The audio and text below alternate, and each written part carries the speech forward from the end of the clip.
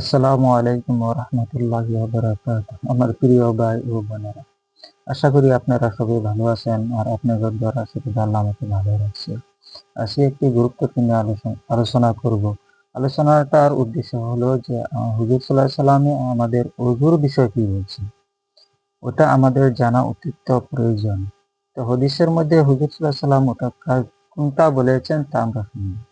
হাদিসটা হলো হযরত আবু উমামা রাদিয়াল্লাহু আনহু হতে বর্ণিত আছে যে রাসূলুল্লাহ সাল্লাল্লাহু আলাইহি সাল্লাম ইরশাদ করেছেন, যে ব্যক্তি নামাজের উদ্দেশ্যে ওযু করার জন্য উঠে, নামাজের জন্য ওযু করার জন্য উঠে, অতঃপর আপন উভয় হাত কবজি পর্যন্ত দ্রুত করে, তখন পানির প্রথম ফোঁটার সহিত তাহার হাতের উভয় তালুর গুনাহ ঝরিয়া যায়।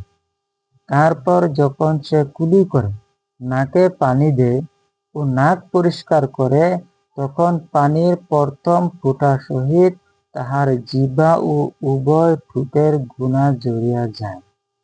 তারপর যখন নিজের চেহারা ধৌত করে, তখন পানির প্রথম ফোঁটা সহিত তাহার কান ও চোখের গুনাহ ঝরিয়া যায়।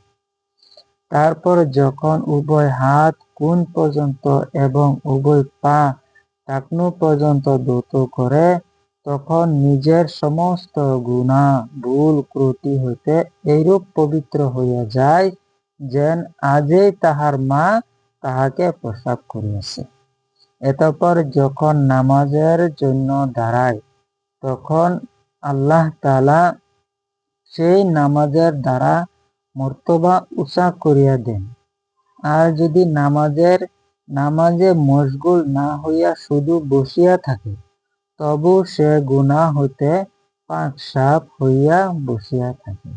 আমার প্রিয় ভাই ও বোনেরা, এই হাদিসটার মধ্যে হুজুর সাল্লাল্লাহু আলাইহি সাল্লামে ওযুর কথা বলিয়েছেন, যে ওযু আমাদেরকে কি কি ফায়দা দেয়, কি কি ওযু করলে কতটুক সওয়াব, কতটুক গুনাহ মাফ হয়, এইসব কথাই বলিয়েছেন।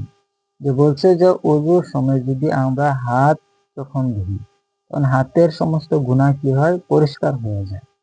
যখন আমরা নাকে পানি দিই, তখন পানি দেওয়ার প্রথম ফোঁটার সহিত নাকের সমস্ত গুনাহ ঝরিয়া পরিষ্কার হয়ে যায়। তারপর বলছে যে কোন পর্যন্ত যখন আমরা হাতটা ধুই, তখন হাতের গুনাহ ঝরিয়া যায়। যখন আমরা চেহারা মুখ কুলি করি, তখন আমাদের জিহ্বার গুনাহ, ঠোঁটের গুনাহ, চেহারার গুনাহগুলা কি হয়, পাক সাফ হয়ে যায়। তারপরে বলছে যে আমাদের সমস্ত যখন ওযু হয়ে যায়, তখন সমস্ত গুনাহ ভুল ত্রুটি হইতে আমরা পবিত্র হইয়া যাই। এরকম ভাবে পবিত্র হয়ে যায় যে মায়ের যখন সন্তান জন্ম দেয়, তখন তাদের কোনো গুনাহ থাকে না। ঠিক তদ্রূপ আমরা কি হইয়া যায়, যে সমস্ত গুনাহ পাক সাফ হইয়া, তখন আজই আমরা মার পেটে থেকে জন্মগ্রহণ করেছি, এরকম পাক পাক সাফ হইয়া আমরা পরিষ্কার হয়ে যাই। তার একটা হাদিসের মধ্যে বলছে যে হযরত আব্দুল্লাহ ইবনে উমর রাদিয়াল্লাহু আনহু বলেছেন যে রাসূলুল্লাহ সাল্লাল্লাহু আলাইহি সাল্লাম ইরশাদ করিয়েছেন, যে ব্যক্তি ওযু থাকা সত্ত্বেও নতুন ওযু করে, সে 10 নেকি লাভ করে। যখন আমাদের ওযু আছে, কিন্তু তবু আমরা কি করি, আরেকবার নামাজের সময় হইলে আমরা জানতাছি যে ওযুটা আমার আছে, তবু কি করতাম, আমরা আবার নতুবা যদি ওযু করে নিই, তাহলে আমরা কি হয়, আরো 10 নেকি বেশি লাভ হয়। আরো 10 নেকি আমাদের কি হবে ভাই, লাভ বেশি হবে। হায়দার মধ্যে বলেছেন, উলামায়ে ইকরাম লিখিয়েছেন, ওযু থাকা সত্ত্বেও নতুন ওযু করার শর্ত হইল প্রথম ওযুর দ্বারা কোনো ইবাদত করিয়া লওয়া। আগের যে আমরা ওযুটা করেছি, সেই ওযুর দ্বারা একটা ইবাদত করিয়া লইতে। ইবাদত করার পরে পরবর্তী যখন আবার ইবাদত করব, তখন যাতে আমরা নতুন করে আবার ওযু করিয়া লই যদি, তাহলে আমাদের আরো 10টা নেকি বেশি লাভ হবে। প্রিয় ভাই ও বোনেরা, আমরা ওযু অবশ্যই করি, কিন্তু ওযুগুলা আমরা সহি শুদ্ধভাবে ওযুগুলা করতাম।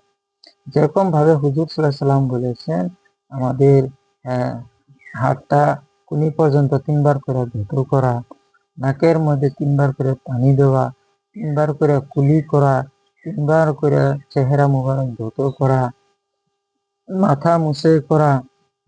ঠিক তদ্রুপ যদি আমরা মাথাটা একবার মুছে করলে হয়ে যায়, বাকিটা 3 বার করে ধৌত করলে পরিষ্কারটা আমাদের সন্দেহ থাকে না, পুরাপুরি হাতটা ধৌত হয়ে যায়।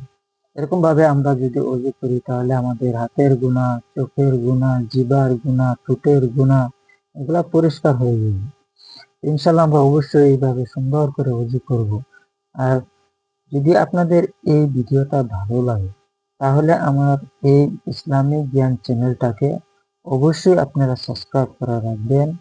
সাবস্ক্রাইব করে রাখলে আপনাদের যখন মন চাইবে যে আপনাদের প্রয়োজন হইবে হাদিসটা শোনার জন্য বা অজুর মধ্যে হাদিসের বিষয় কি আছে আমরা জানার জন্য, যখন আপনাদের মন চাইবে তখন আমার এই ইসলামিক জ্ঞান চ্যানেলটাকে অবশ্যই পাবেন। তার জন্য ইনশাল্লাহ অবশ্যই ইসলামিক জ্ঞান চ্যানেলটাকে আপনারা সাবস্ক্রাইব করে রাখবেন। আর আমার জন্য আপনারা অবশ্যই দোয়া করবেন যাতে আমি সব সময় আপনাদের সম্মুখে এরকম হাদিস তুলে ধরতে পারি। তার জন্য আপনারা অবশ্যই দোয়া করবেন। আসসালামু আলাইকুম ওয়া রাহমাতুল্লাহি ওয়া বারাকাতুহু।